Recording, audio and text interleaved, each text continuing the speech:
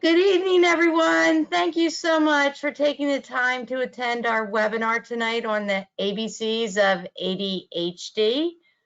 We really appreciate it, and we're looking forward to our experts being able to share some valuable information with you to help your kids through these times. Before I actually introduce our experts, I did want to go over a couple of housekeeping notes. First of all, my name's Lori Watkin, and I am with the TheraPlay family of companies, and I'm responsible for community outreach. So we will be doing a survey at the end of this. If you have any other topics that you'd be interested in, by all means, please let us know so we can seek out similar experts to the two that we have tonight. And then the other thing I wanted to let you know is that you can ask questions throughout the webinar, or at the end, just send them through the chat feature. After the webinar is finished, we will be recording this and we will send a video link out for you. And then we also have a YouTube library that you can log into as well. And if you are one of our educators that are attending this webinar tonight and you need Act 48 credits if you're in Pennsylvania, or a certificate of attendance, there will be a link in a follow-up email. Please make all your requests through that. That keeps it easy for us. And then you have until November 24th to do that. So we'll repeat some of the reminders at the end, but just wanted to say that up front. So I want to say thank you to our experts tonight that are taking the time out of their evening to come and provide you some information on this topic that we all need more information on. First, I want to introduce Jamie. Jamie, if you want to raise your hand up, say hi. Hey. She's a pediatric occupational therapist at Children's Therapy Center in Falls Church, Virginia. That's actually part of the TheraPlay family of pediatric therapy companies.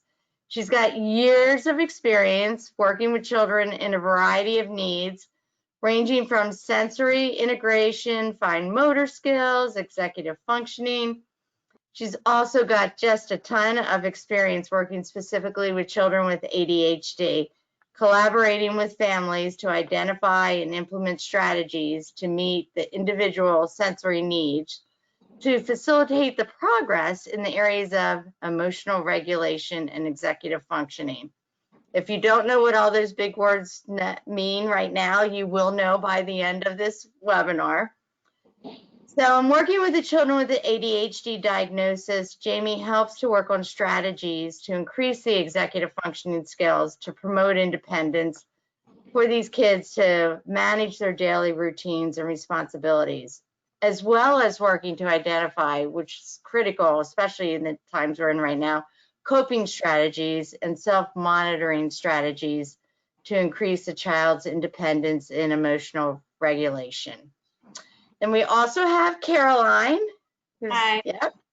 And she really strongly believes that every person and system possess a unique and creative intelligence that guides them towards healing and wholeness. As a therapist, she strives to hold a safe, accepting space for clients to experience growth and transformation. And I guess I should also mention too that Caroline is with Sunstone Counseling in Virginia as well.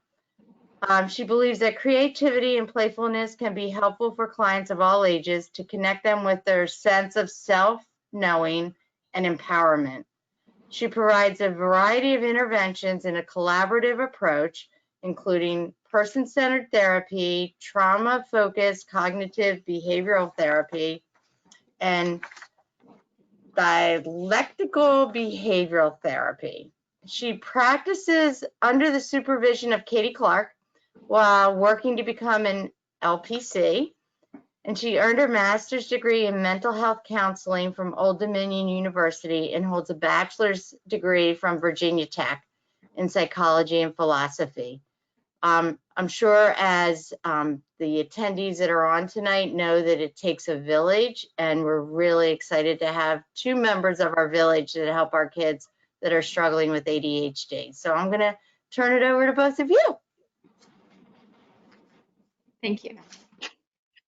All right, Caroline, do you want to take control or do you want me to? Whatever works for me. You can start. Yeah. Okay. So as Lori mentioned, my name is Jamie Guzman. I am a pediatric occupational therapist at the Children's Therapy Center in Falls Church. And I'm just going to go ahead and get us started. Any questions you guys have, feel free to drop them into that chat box and we will get to them. Let's see if I can. Oh, there we go. Okay. To start us off, let's define ADHD. So attention deficit hyperactivity disorder is a disorder that affects behavior.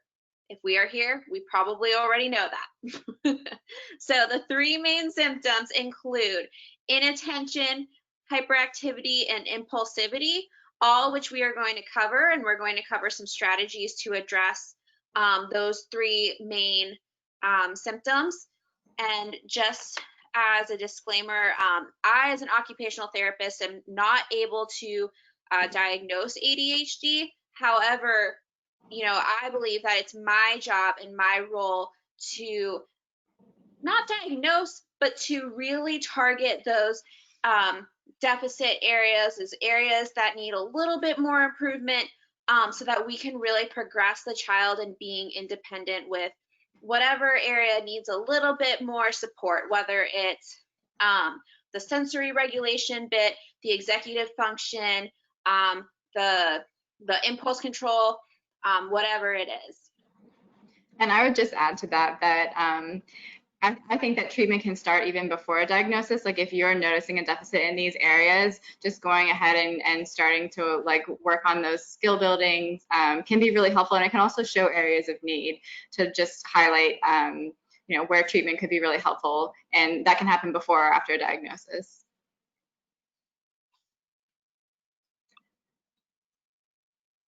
Okay, so kind of going over the symptoms of ADHD. So the first one is inattention. So really we see that thinking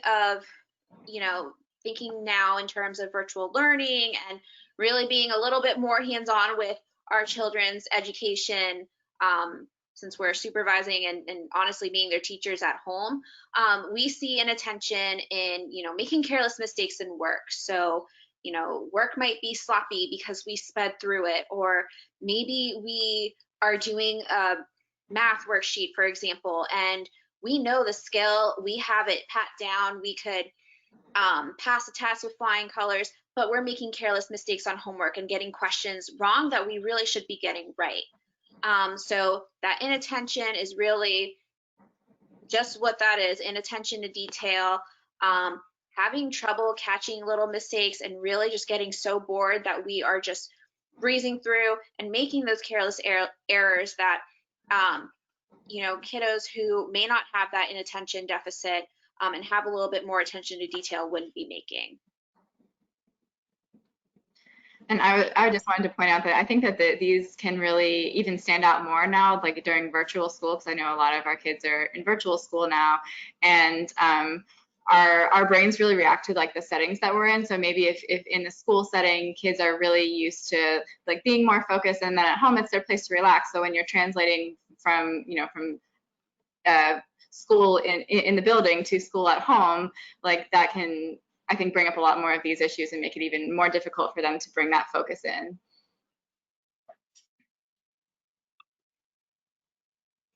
All right, our second major symptom of ADHD, that hyperactivity or impulsivity piece.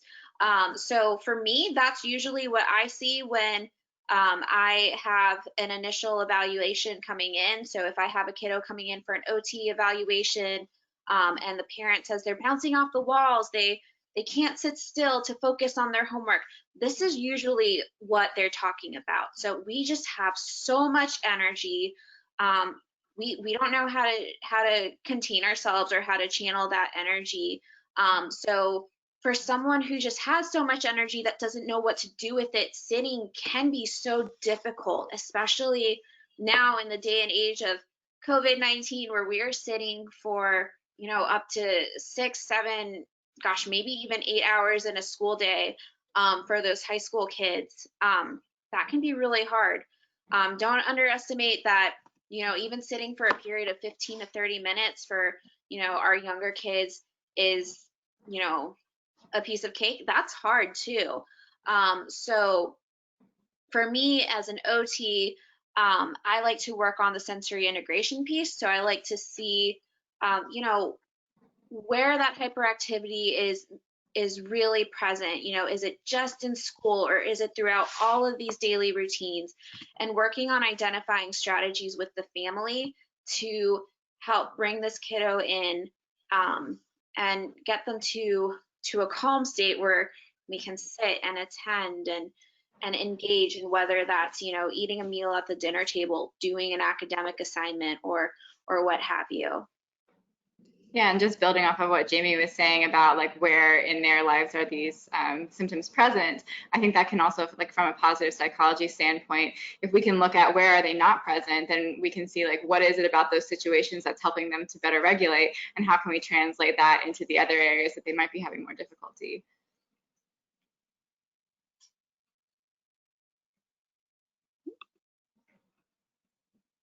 Okay. Now we did talk about that hyperactivity.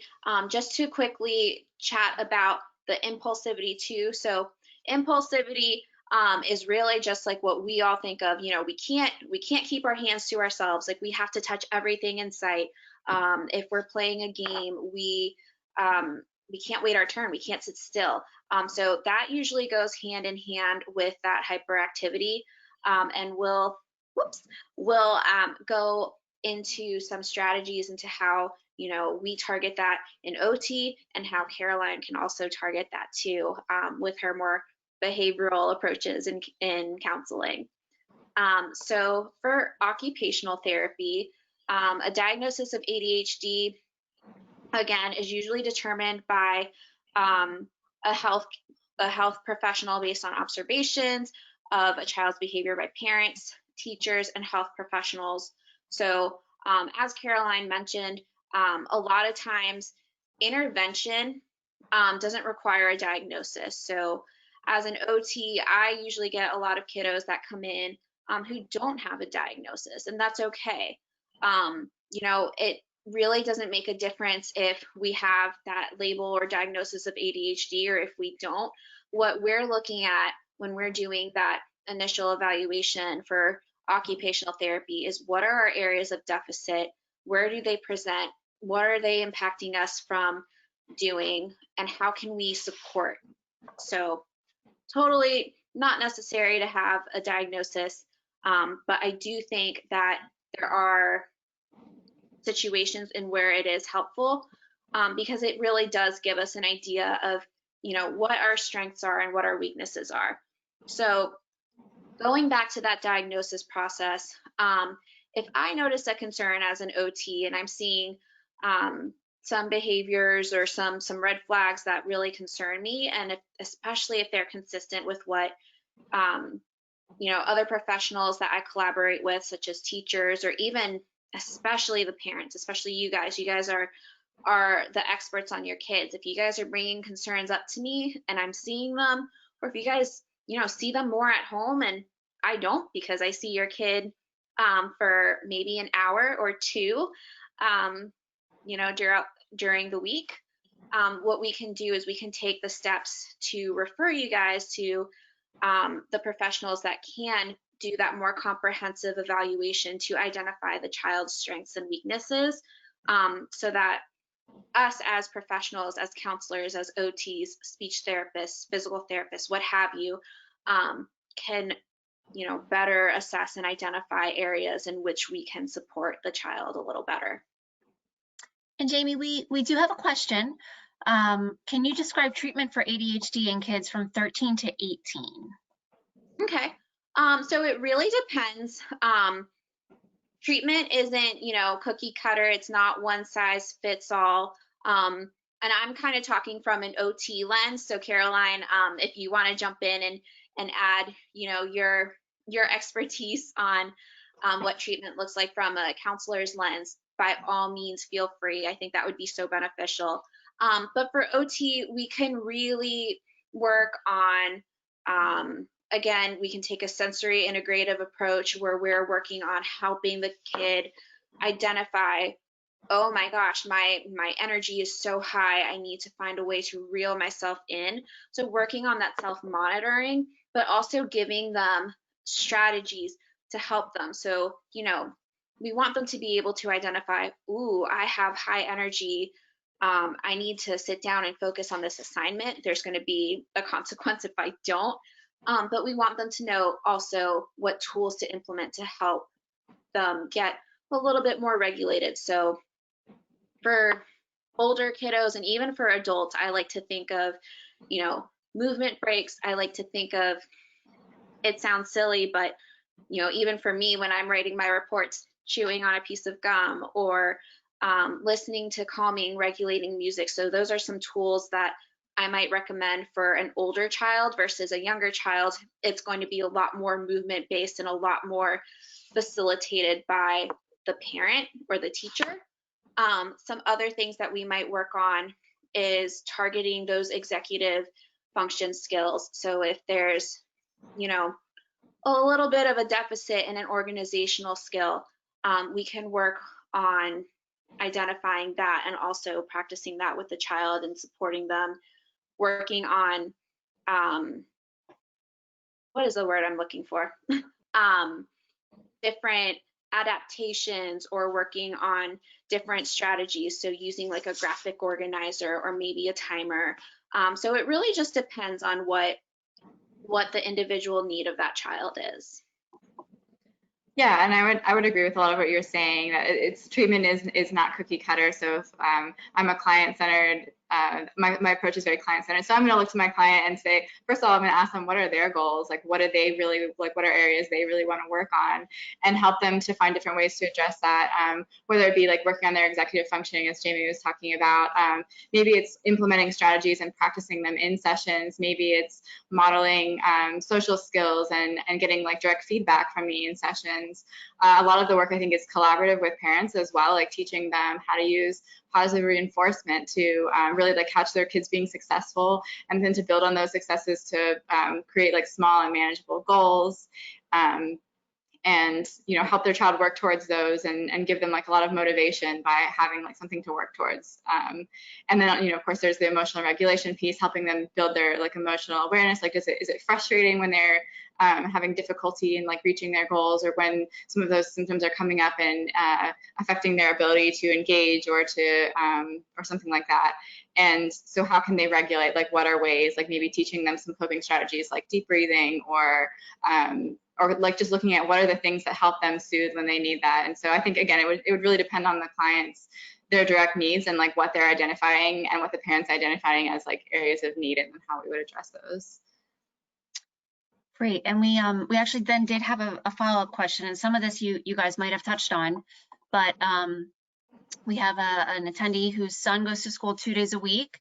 He seems to not be able to focus while he is not in school, not having a set routine every day and having it off schedule 2 days when he does attend in person can make his ADHD progress. So just wondering how she can work with him to be more focused, because he's one way with others and then he's another way doing virtual schooling, and it's been very hard for him to focus. So I feel like a lot of parents probably are having that problem. So any thoughts on that? I think routine is key. Go ahead, Caroline. No, I was just going to say something so similar, because that makes so much sense that that child is having so much trouble, because I know routine and consistency can be so important, like Jamie was just saying. And so I think one approach can be, I mean, there are aspects of this that we don't have control over, that none of us have control. So just normalizing that, like, yes, that is really hard. And so if you're like aware of that this is going to be a difficult situation, how can we sort of think about it and talk about it beforehand, and give them time to prepare for that shift in routine as it's coming up? Yeah, and I just kind of wanted to add, I know we're really emphasizing routine and structure, and I think, from an OT standpoint, like that's really what I would be focusing on as well, is seeing if there's, a way to implement structure, especially on those days where the kiddo isn't in school, implementing like a structure or a schedule to the day that kind of mirrors like the structure of, the school day. So, if we're going to school, gosh, I don't even know what hours are anymore in a COVID world. But if we were doing school, like for example, like 8 to 2, on those 2 days that we're going into, the school, making that a similar routine at home, where from, maybe obviously I don't want my kiddo to do schoolwork from 8 to 2. That's a long time. I don't want to do work from 8 to 2. But, making, creating some sort of structure, whether it's, okay, at 8 a.m., this is what we're doing for this amount of time, and then also incorporating breaks in that structure too. The last thing we want to do, especially during this time of, navigating the unknown, is overwhelm a kiddo. So implementing structure in a way that is going to be successful for not only the kiddo, but for your family as well. And definitely trying to make it mirror the schedule of the school day. And we actually got 2 more questions while you guys are talking. We use fidget tools at home, but I liked your suggestion about chewing gum and listening to self-regulating music. Do you have some examples of what type of music would be good, as some music or background noise can be a distraction? Go ahead, Caroline. Did you have something you wanted to say? I was just gonna say, I mean, this is just from my own like personal, this is what I like to listen to when I'm studying or doing work, but I think like music that doesn't have words, like lo-fi. I love lo-fi. It's really relaxing and calming for me. Or of course there's like classical music, but I think I would ask the kid, I would ask them what kind of music they want, and then maybe do like a trial and see how this works. But did you have any thoughts, Jamie? No, I love what you said about like asking the kiddo and getting their input. I think that there's a lot of value in that, and it just really goes to show like how client-centered and child-centered you are in your practice. And also I want to just piggyback off of what you were saying. I think anything like non-lyrical, anything, classical, I always like to listen to like piano or symphony orchestra when I'm studying or trying to focus. So that's really helpful for me. Yeah. And then a question probably many people have staring at computers. Can you explain the importance of visual perceptual skills, especially in this virtual world? And then Jamie, specifically, what OTs can test and address this area? Oh my gosh, they're so important. Visual perceptual skills, ocular motor skills, visual motor skills, those are all skills that we need in order to be successful in school. So by all means, if you have any concerns or any suspicion that there may be a deficit, please talk to your pediatrician and see if we can get an OT referral. We OTs, we are the jack of all trades. So, you've heard me talk about sensory integration. You've heard me talk about executive function. We truly do it all. We can target those visual motor, visual perceptual skills as well. Because deficits in those skills are going to impact participation in being able to read a book, being able to, look at a computer screen and read the words on the screen, visual motor skills. So think of hand-eye coordination that we need for handwriting, for lining up our numbers when we're doing math. That's where we really start to see, some errors in work where, a kiddo knows what they're doing, but if the kiddo has sloppy, illegible handwriting and they get lost in their work, then they're going to come up with the wrong answers, and that's going to really impact their academic performance. So yeah, we're around to target those skills. And then we do have one more question, and then we'll let you guys get back to the presentation. When would it be beneficial for a child to receive behavior counseling to talk about their executive functioning and goals? Special education teachers can only do so much with the way school is right now.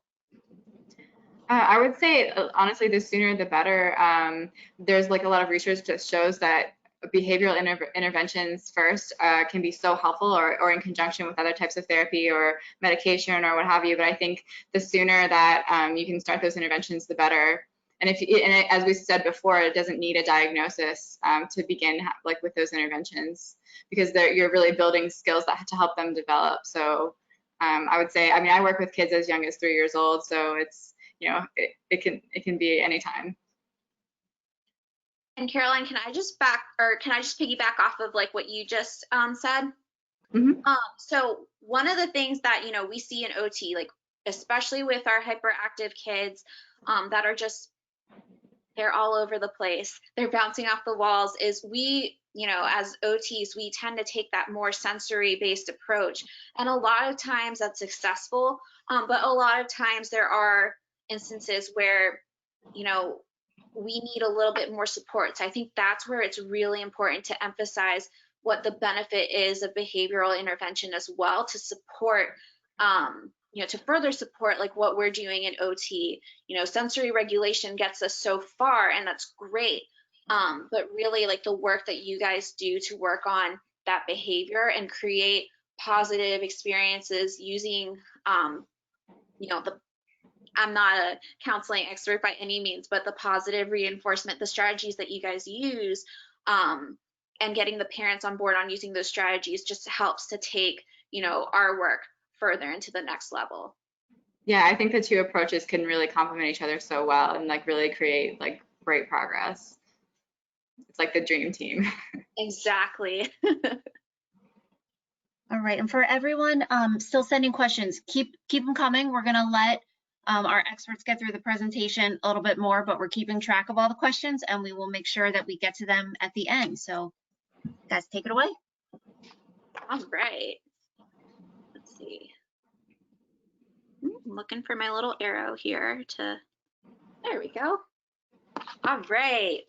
This is my slide. How can OT help to treat ADHD?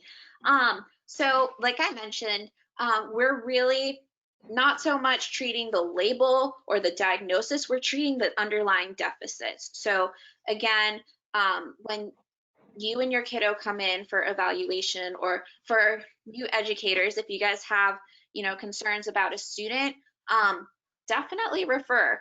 So I work in the outpatient setting. So it's really nice because I have the liberty to work on, you know, the sensory piece. I have the liberty to work on the executive function and the more, the life skills, the more functional skills as well. But starting with the initial evaluation, what we do is we identify what those problem areas are. Where's the breakdown? So going across a child's daily routine from, you know, the moment that their feet hit the floor in the morning to the moment that their head hits the pillow at the end of the night. What are we having trouble with? Is it the whole routine throughout the day, or is it, you know, a specific area? Is it assignments for school? Is it attending to virtual learning? Is it following through with a routine? You know, if we have a 3-part routine, shower, get dressed, brush your teeth, are we having trouble with that? Is it transitions from, you know, getting up to getting to the breakfast table to eat breakfast and then getting out the door? So really identifying where the breakdown is, identifying, you know, what the skill is that we need to work on supporting, and then working on that. So we can work on that within our therapy sessions. All of us at the Children's Therapy Center are firm believers and really great about recommending strategies and what we call home exercise programs, otherwise known as OT homework, to help you guys implement and practice what we're doing within our sessions at home so that you guys can generalize that skill and be more successful.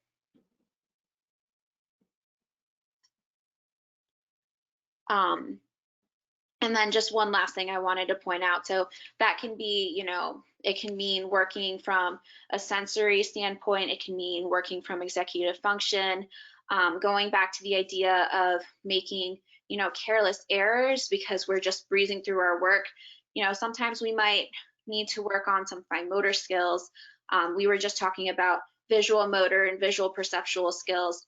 all things that we can work on to help support a child who may have ADHD or red flags for ADHD. Okay, so we have a lot of different treatment approaches. So just to kind of summarize them for us, we really focus on environmental modifications. So that's where we're talking about, you know, our kiddos are now doing virtual learning. We want them to have a dedicated workspace away from distractions, not in front of the TV, not on the couch where they can get cozy and sink in. And if you're like me, take a nap. But giving them a structured workspace so that they are set up for success with the materials that they need. So they're not constantly getting up and saying, Mom, I need to go get a pencil, or Mom, I need a marker, or whatnot. So environmental modifications is key, number one. The other approach that I like to take, we've talked about a lot, that sensory regulation. So again, working on getting to the child, helping to co-regulate the child and giving the family the right strategies to get their child to a just right, ready to learn state, as well as helping especially our older children identify, you know, when they are in that ready to learn mindset versus when they're a little too low energy or a little too high energy.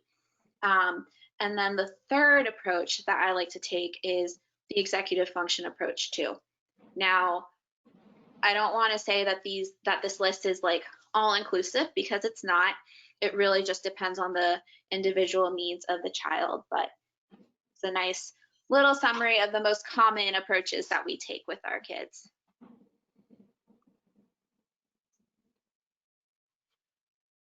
So diving a little bit into sensory treatment.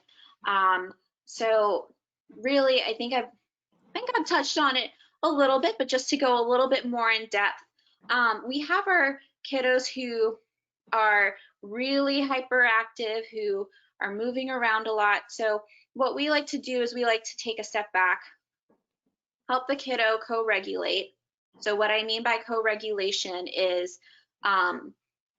you know, me as an adult, I can calm myself down if I'm riled up, if I'm behind a slow driver on the interstate and steam is coming out of my ears. I know my tools to help me, you know, take a step back, calm down, know it's going to be okay.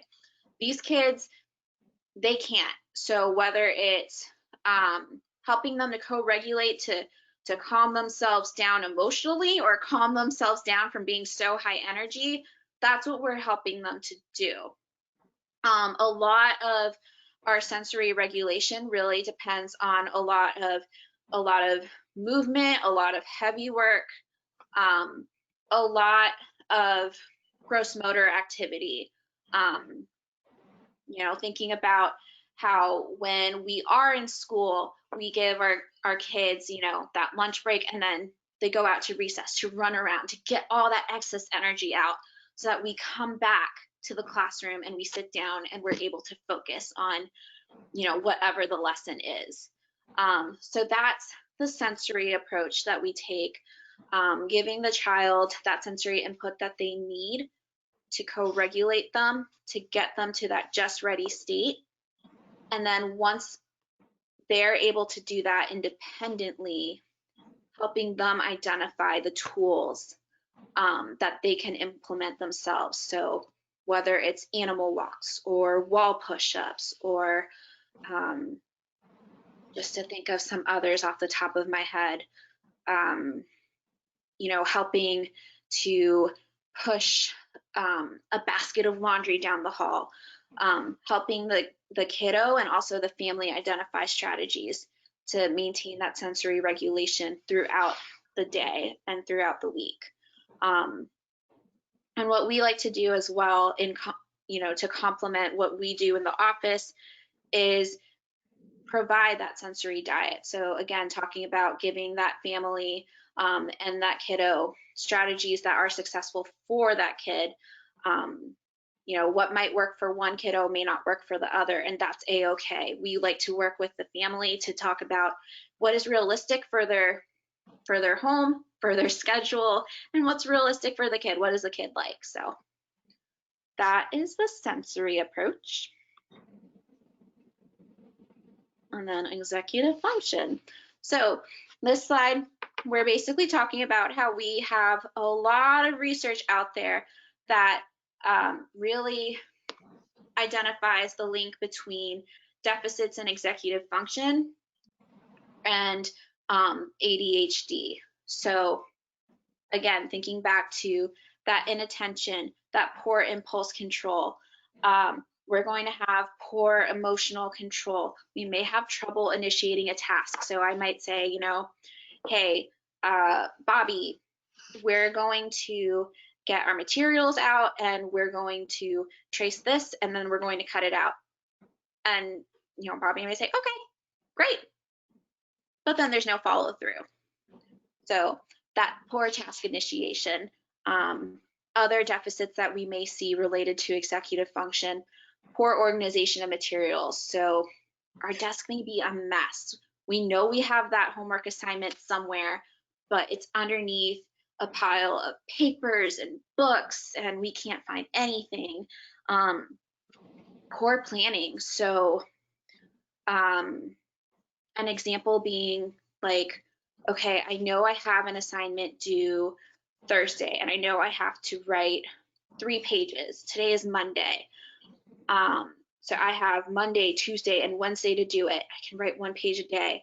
Those kids that have that poor planning and poor problem solving, they're not able to come up with that plan to help them be successful, to get an assignment done appropriately or on time.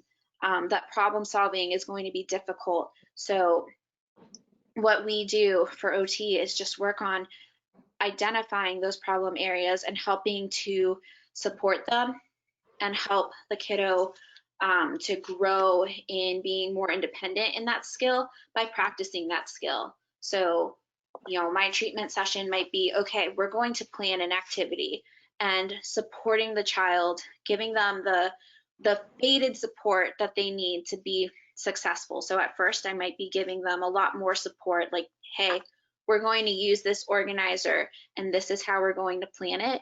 And as they become more independent, fading away my cueing and letting them really take the reins on it as well. There is one important point on this slide that I want to recognize, and that's that there's a study out here that suggests that screening children with ADHD for executive functioning deficits is beneficial to prevent academic struggles in the classroom. So again, if your child has, you know, red flags for ADHD or has that ADHD diagnosis and you notice some areas of concern in regards to any of the skills that I just talked about, definitely refer to your occupational therapist in your neck of the woods and see, you know, if those concerns are something that need to be worked on.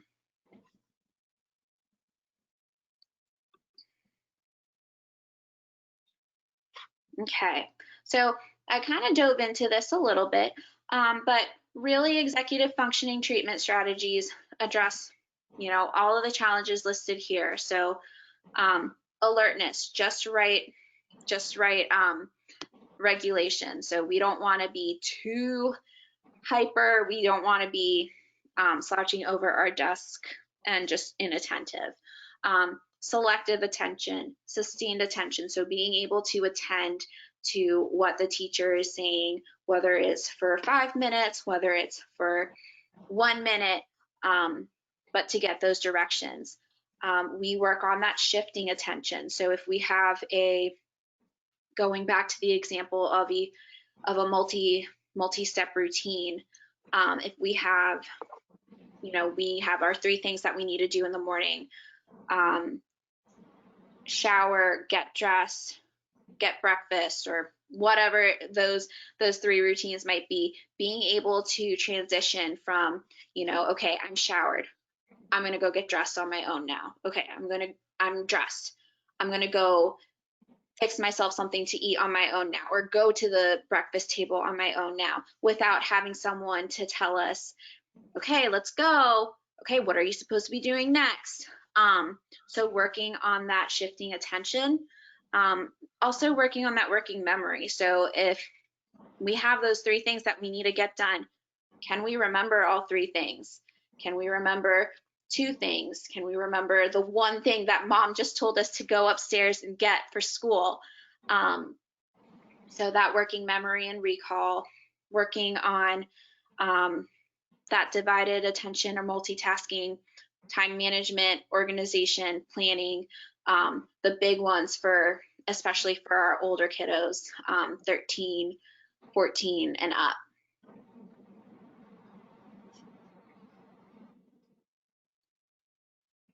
Okay, I'm going to briefly go through this just because I'm in no means a speech therapy expert, but speech can also work on addressing skills and areas of deficit or concern with children who have ADHD. So they can actually work on executive functioning as well. And it really just depends on, you know, what the area of deficit is, you know, for us to identify, okay, we're going to work on it through a speech perspective or through an occupational therapy perspective. Speech can also work on those social skills and those speech patterns as well that are sometimes impacted in kiddos with that ADHD diagnosis. And similar for physical therapy, definitely not an expert. OT is my realm, but for kiddos who have ADHD, for our very hyperactive or inattentive kiddos, PT can work on those physical and gross motor deficits that might be present as well.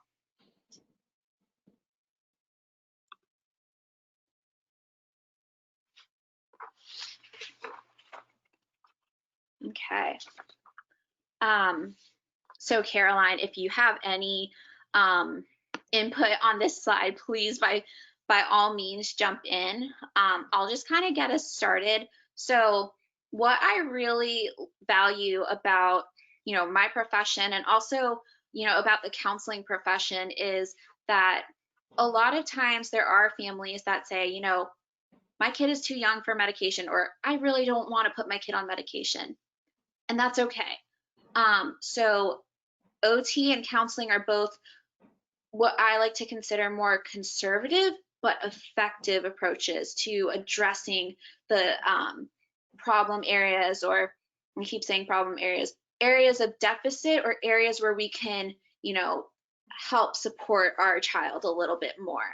And a lot of studies show, like Caroline has been saying, that behavioral intervention really helps to support you know, the child with ADHD, and just any sort of skill-based intervention. So working on that self-monitoring, working on that organization, that planning, that shifting attention is so much more effective than just providing a medication and not having any additional outlet to practice the skill that we need to progress in.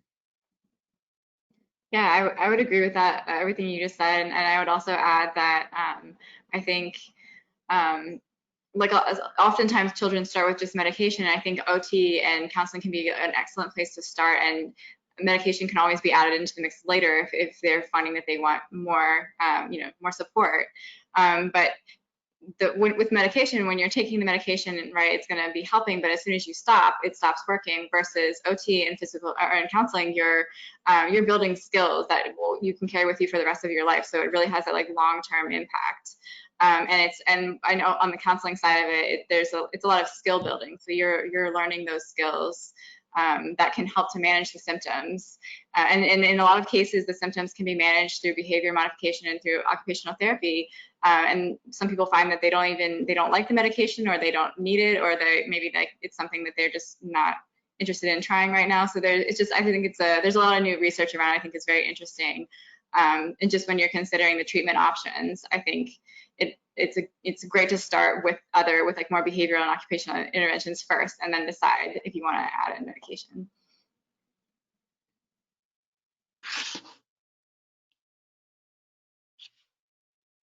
Caroline, do you need me to advance the slide for you? Let me see if my little arrow comes up. Okay, I got it. Okay, so I would love to start with reframing ADHD.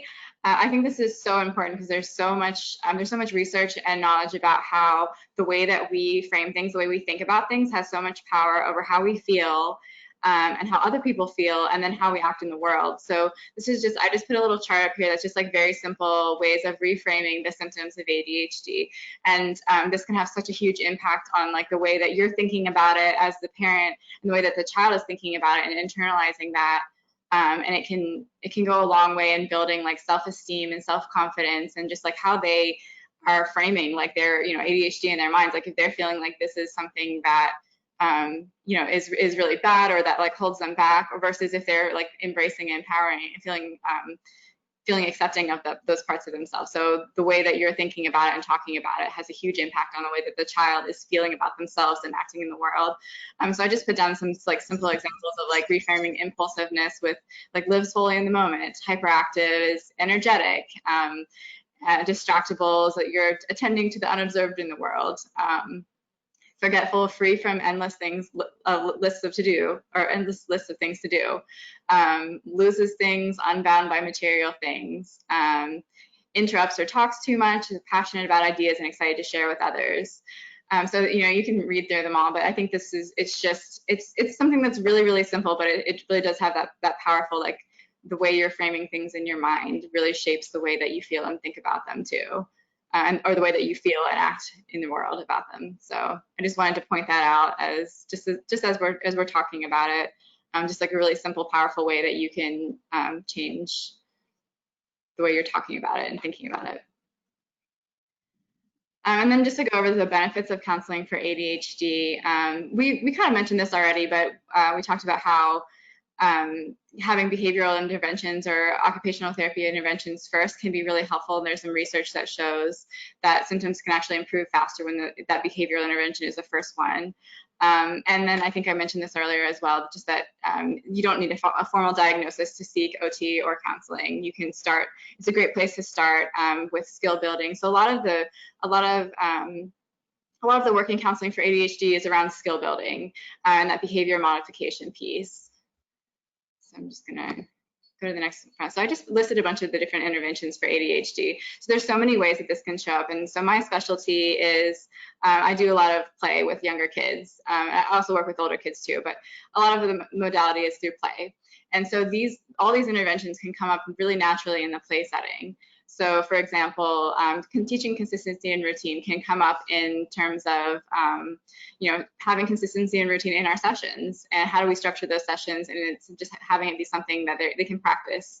And then also looking at the consistency and routine in the rest of their lives outside of the sessions, and collaborating with parents. Another big part of counseling interventions for ADHD is parent collaboration.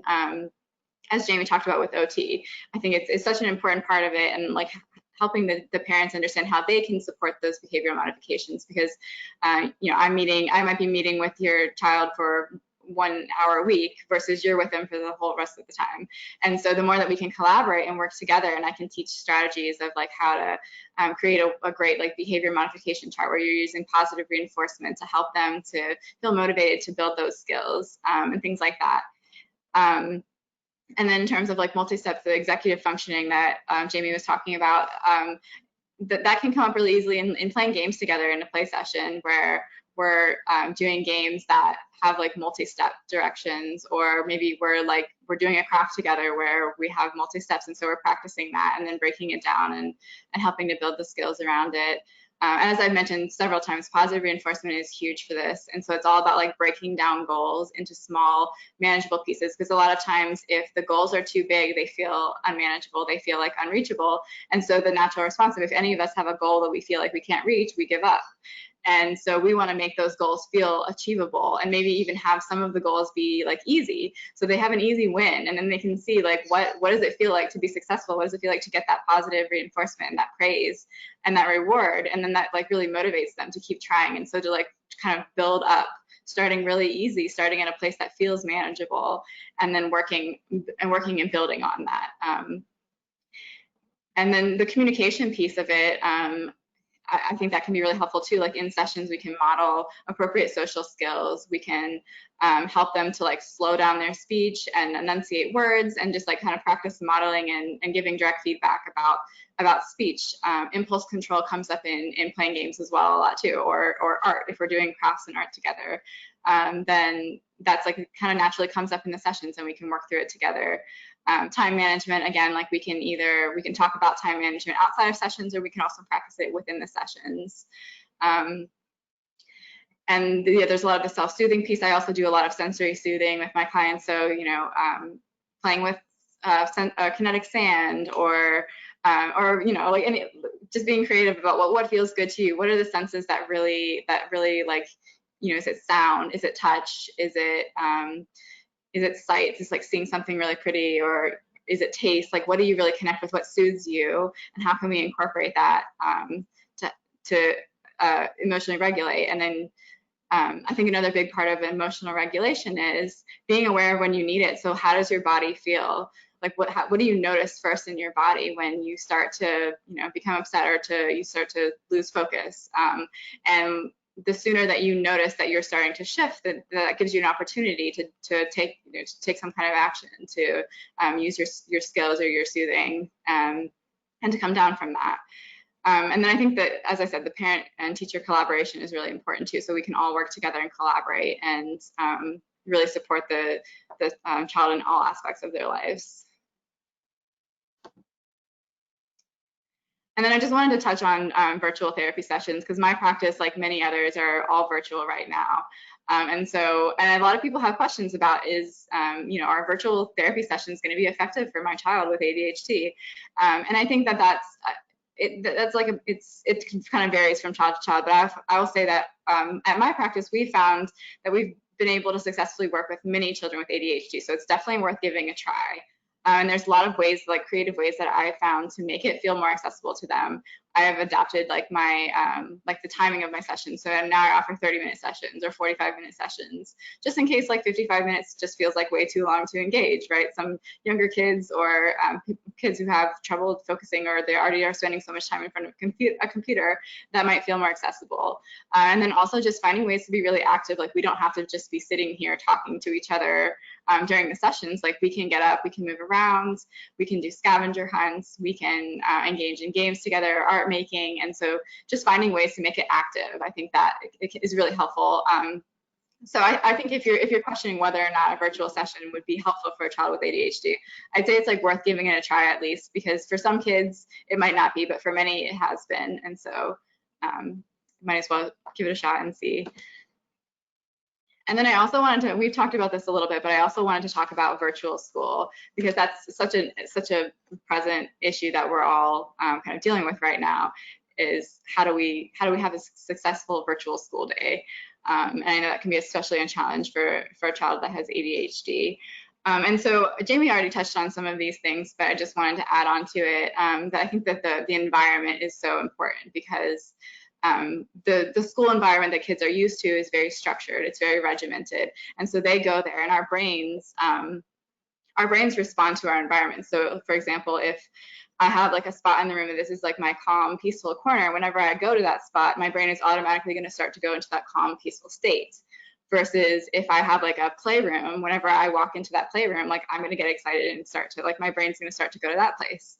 And so we can use that to our advantage by setting up a dedicated space. And I know everyone's houses, you know, what we have to work with is different, but if you're able to set up that dedicated space, even if it's just a little corner somewhere, where they can start to create that association with, like, this is my structured, regimented, like, focusing on school area. And so they go there, and then their brain starts to respond to that and get them into that focus state, which would be similar to what would happen if they're walking into the school. Because I know a lot of parents have found that the things that would work at school aren't working at home. And I know that can be really frustrating. So finding that dedicated space, and then making sure it's limited, the distractions are limited, that there are sensory objects that are around that they can engage with, giving them, as she mentioned, I think frequent full body movement breaks are so important. I think nobody is really designed to sit in front of a computer at a desk for, 5, 6, 7, 8 hours a day, and especially kids aren't. And so just acknowledging that and honoring that and letting them move their bodies and it helps them to stay focused when they are sitting down. And then I think just like, incorporating what you already know works, like the music, fidget toys, or anything else that you found to be helpful, and asking the kids for their input, like what do they think will help them, and being really open to like use trial and error and see what really works the best. And then I think this might be obvious, but I think when kids are at school, the teachers are already taking care of their body needs, like having snacks and having water and things like that. So just making sure that those, that they're getting plenty of breaks and having snacks and water nearby, and kind of taking care of their physical bodies, because we, if you're hungry, or if you're thirsty, or if you have to go to the bathroom or something like that, of course, it's going to be harder to focus than if you're taking care of those things. And then another tip that I had was, if it's at all possible, I think that the relationships are so important between teachers and students. And a lot of times, a lot of the kids that I work with, they aren't getting much if any one-on-one time with their teachers to build that relationship. Maybe they met them for the first time over video. And so if it's possible, reaching out to your teacher and asking if they even have like 5 minutes to have like a little one-on-one time with your child, maybe in the beginning of the school year or whatever, just to get to know each other and to build that relationship so that they feel more engaged and more connected. I think that can be helpful if it's an option. Let's see. And then lastly, we just wanted to talk about the collaboration between occupational therapists and counselors, and how Jamie, of course you can add on this too, but I think it's a dream team. Like I said before, it's like a really holistic approach to address from different areas. And I found when I have collaborated with OTs in the past, like we've really been able to make some wonderful progress. I mean, it can be so helpful. And we're working on similar areas of self-regulation, executive functioning, self-efficacy, emotional regulation, but from different angles, and I think in a way that can be really, really beneficial.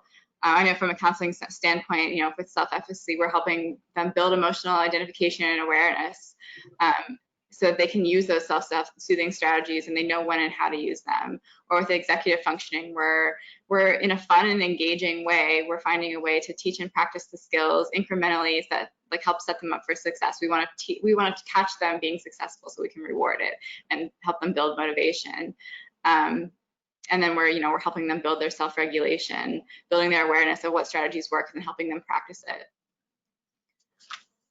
Yeah, and I'll kind of add on to that, Caroline. So I will say, just in listening to you chat about what your approaches are, as a counselor, I feel like you guys really take that self-monitoring, that holding the mirror up to the child and having them look and identify, their areas of strengths, their areas of weaknesses, or where they need a little bit more support.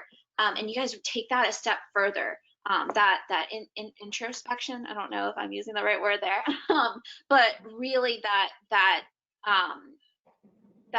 self-reflection piece, you guys take it, a step further, especially with these kiddos. Kids with ADHD, really do have, some of them do really have those deficits in emotional regulation, and they need a little bit more support. And I know you guys do such wonderful work, giving them that extra support, and really applying, the skills that we've established in OT, taking the strategies that we've established in OT and taking it a step further. So I agree with you. I think OT and counseling together is a dream team. I will say not every kiddo needs, or who is in counseling needs OT. Not every kiddo who is in OT needs counseling, but for the kiddos that do need a little bit extra support, you've got the dream team right here. I've chatted a little bit about this earlier. We really do take our role as clinicians seriously, and our role in, collaborating with other clinicians seriously. I'm constantly on the phone chatting with, whether it's teachers or a doctor or another counselor or whomever, to help identify strategies that work, help identify other areas that we might need to target with a child to support the child, and to ultimately support the family as well. Caroline, you mentioned earlier, it takes a village, and it really does, especially during these trying times. So, you know, to all of you parents, like, give yourself credit. To all of you educators, like, thank you for being here. Give yourselves a big round of applause, because it really does take a lot of effort from everyone to help support our kids as best as we can. I'm going to go ahead and move us on to the next slide.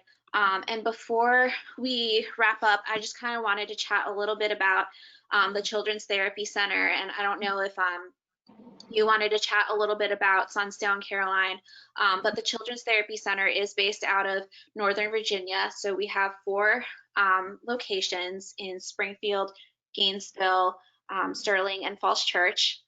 Bear with me, our Pennsylvania friends. But Children's Therapy Center in Virginia also does offer, as I mentioned, OT, physical therapy, and speech therapy services. We do have evening and weekend hours too, open on Saturdays. So we're around if you guys need us. We treat anywhere from birth to 21 for any area of deficit. And just wanted to reiterate that, you know, all of these strategies, yes, are geared for kiddos who have red flags for ADHD, or, you know, who have a formal ADHD diagnosis. But by all means, these are strategies that we can take and implement with any kiddo, because, you know, virtual school is really hard. Non-virtual school is really hard. So just some more strategies for your toolboxes as parents and as educators out there. Yeah, thank you, Jamie. And I just also want to reiterate what you said, like, to the parents and to the teachers, and for everything all of you are doing right now, the educators. You all deserve a huge round of applause. You're doing amazing. I know this is such hard times for that. And I just wanted to share a little bit about Sunstone as well. We have 3 offices. We're based in McLean, Falls Church, and Alexandria. Our McLean office, where I normally would work from, is our kind of like child and adolescent focused office. So that's where we have our play therapy offices, and we specialize in working with children. On the rest of our offices see people of all ages. And I think that even for like adults that want extra support, or, you know, need some help, like it can be a great place to reach out. And so I think we have over 30 therapists that work there. So we have, you know, evening, weekends, any time of day hours. And as I said, we're doing all virtual sessions right now. So if you're interested, you can look us up. But we're definitely here to help. Great. Thank you guys both so much. Wow, this is awesome. And I think we have a ton of questions, but we're not going to probably have time to address them all during the webinar. So I think Lauren will probably take like 2 maybe, and then we will follow up with everyone. Fill out your survey for us, and then we will address between Jamie and Caroline the questions after the fact. We can send an email out and address them that way. So Lauren, yeah, if you want to take maybe 2, I think, just in to respect everyone's time. Sure. And I do see some questions real fast coming in. Everyone, the survey will be emailed to you automatically. We are not sending the PowerPoint out, but we will send a link to a video of the presentation a little later this week. So just so everyone knows that. So guys, the first question is, what strategies do you find most effective for older students, such as high school, who are struggling with executive functioning and organization, especially higher level students in advanced classes? So again, it really just depends on the specific skill that is, tricky, like where's the breakdown occurring. But any strategies that I've used with my older kiddos have been, targeted towards working on that time management. So, whether we're utilizing, a clock on the wall, or we're utilizing, a timer on our phone to break down like a big task, like a big list of assignments, and designate, okay, it's going to take me I don't know, 30 minutes, 45 minutes to read a chapter in a book. Okay, that's how much time I'm going to take, and I'm going to focus for that much time. I'm going to set my timer, go. Or even breaking that down into smaller increments. Like I'm going to read, gosh, I do this myself as an adult. I'm going to read for 15 minutes. I'm going to set my timer, go. You read, 15 minutes has gone by. Oh, I'm already locked into what I'm doing. Well, I'm just going to keep going until I finish it. So utilizing strategies like that, like a timer, to help either with that task initiation or with that organization and planning of assignments, learning or teaching kiddos how to use their planner or an organizer to help them organize their thoughts for assignments, or a schedule or whatnot, are just some of the strategies that I would use with an older kiddo. Caroline, I don't know if you have anything you want to add. Yeah, I would just add a couple things to that, just in terms of kind of similar to what you were already saying about really having that, like building that self-awareness piece of like, okay, how long can I sit and focus for? Is it 20 minutes? Is it 10 minutes? Is it 45 minutes? And even being willing to experiment with that. So let's aim for 30 minutes, and then maybe 15 minutes into that, I start to lose focus. So next time I'm going to start with 15 minutes, and then, having those scheduled breaks. And so just helping them to learn how to manage their time and be aware of, like, for them personally, what is their window of focus? And then even maybe working on like expanding that, like maybe I'll add 5 minutes and see if I can focus for that extra 5 minutes and build that window. And then I think the other thing I would like to add is just the emotional regulation piece of it, because I know for students that are in the higher level classes, the more advanced classes, a lot of what might be difficult for them is like managing those feelings of overwhelm. And so first of all, I mean, I think like implementing these skills and feeling confident can do a lot to manage the overwhelm, but then what are the other, like during that break, what are things that they can do that will help them to emotionally regulate and to feel less overwhelmed, or to be able to feel more in control? So whether it be, taking a walk around the neighborhood, or drawing a little sketch, or maybe like laying down and taking a little, just like resting for a few minutes, or just kind of being aware of like, what do I need in that moment to help me reset? And how can I manage those emotions that are coming up by being, feeling more in control and feeling more competent? Wonderful. And then last question for the night. If ADHD is now causing behavior issues and lack of confidence because child is feeling overwhelmed by all of it, as a parent, how do you determine if you should address behavior first or OT first? I think you can speak a little bit more to that, Caroline. But I think I don't know if there's a true right or wrong answer. I think it's kind of, and again, this is from my OT lens. So what you say might be a little different, and please like add on to, whatever with your expertise. But I think that having that behavioral intervention first also helps, because sometimes the sensory only gets us so far, and while it's great to have that sensory regulation established, sometimes it only lasts us the 50-minute session. And really what I want to target with that sensory regulation is regulation throughout the entire day, throughout, all daily routines, so that, our family is functioning as a well-oiled machine, and our child is supported, and is able to, go about their day without, all of these behaviors. So, Caroline, I don't know if you have anything to add to that. Yeah, I would say, I mean, I agree with what Jamie said, that there's probably no right or wrong answer to this. And some of it might have to do with just accessibility, like what do you have access to? But I would say, just because, the counseling approach it's focused on behavioral modification and emotional regulation, that might be a good place to start if those are the concerns that you're seeing coming up.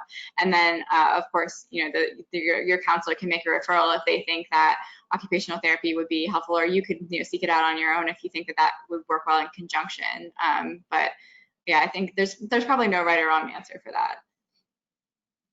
And I think, Caroline, your point to accessibility too, because as we've mentioned several times, it takes a village. And I think both of you are aware of where the children are struggling and the families are struggling. So you know, might possibly be whatever is easier to access first, and then building upon that might be also helpful too, especially now, you know, some families, the kids might respond well to teletherapy where others need a more of a in-person kind of situation. So again, so individualized.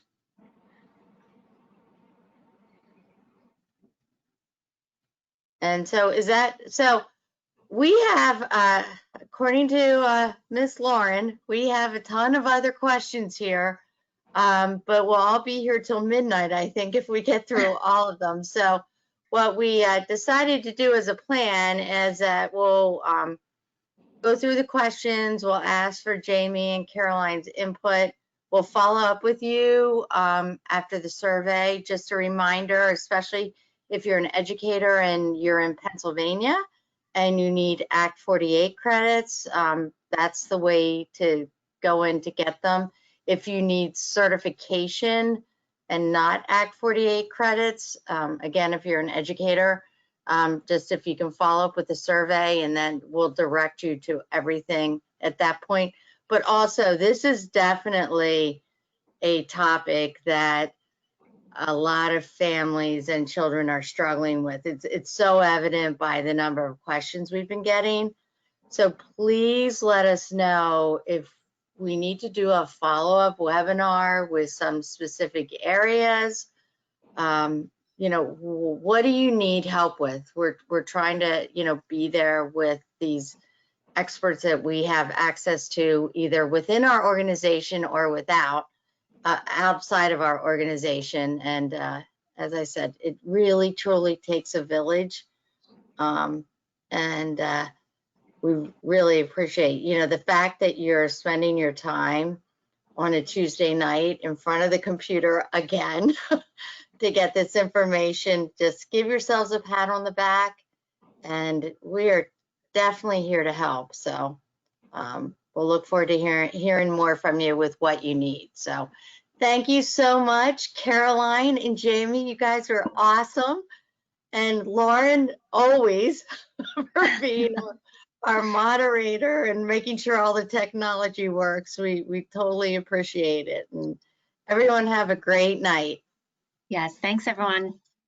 All right, bye-bye.